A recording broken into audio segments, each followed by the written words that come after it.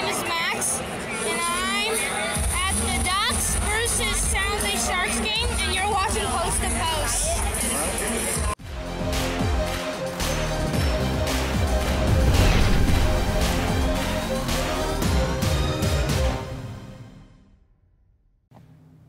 Hello and welcome to Post, the channel where we discuss all things hockey and all teams. We're going to discuss the third big trade of today in the trade deadline. That was Evander Kane going from Buffalo to the Sharks.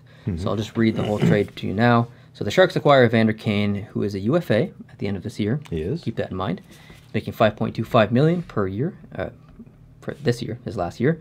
And Buffalo acquires Danny Regan, I believe his name is. Danny O'Regan, yep. A 2019 second-round conditional pick. The condition on that pick is if San Jose re-signs Evander Kane, Buffalo, or that second pick turns into a first-round pick. Okay. And they also got a 2020 fourth-round conditional pick if San Jose decides to it could be 2019. If San Jose decides to retain that fourth-round pick, then the following year, Buffalo gets a third-round pick instead of, yeah. Anyways, so there's kind of some decisions that San Jose needs to make here. If they want to sign Evander Kane, then they have to give up their first-round pick of the next year, which probably means San Jose is not going to re-sign Evander Kane. It's just a strictly rental situation. I'm not saying that they won't. I'm just saying that they lose their first-round pick if they re-sign him. So it's an interesting trade. San Jose is obviously gearing up for the playoffs.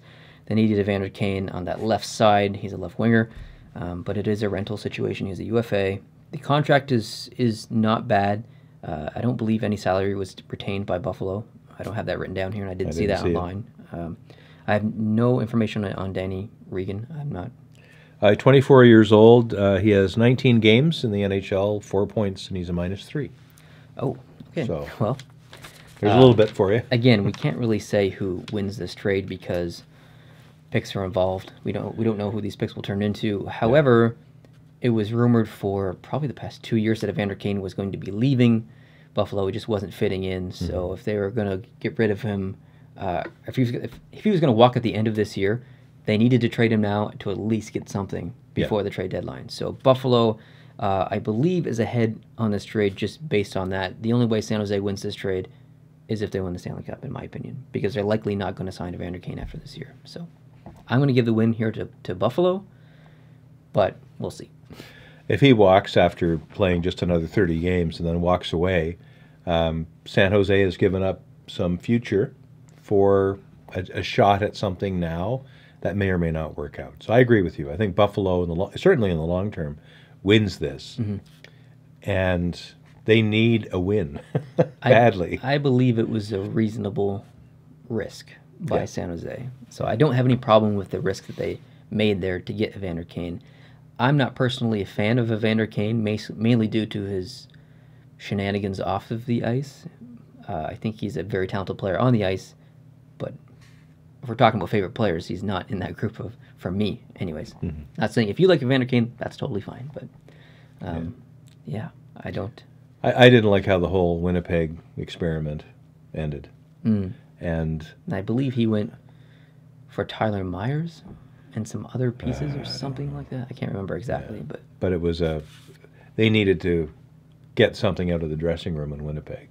And I didn't hear, I was worried that Buffalo would have the same problem, but I don't think they did.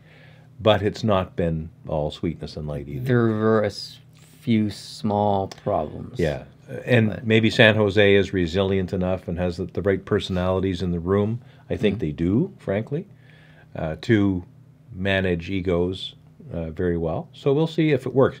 There might be a perfect team for Evander Kane, and maybe this is it. I will say that he hasn't matured a lot just in the past basically 12 months.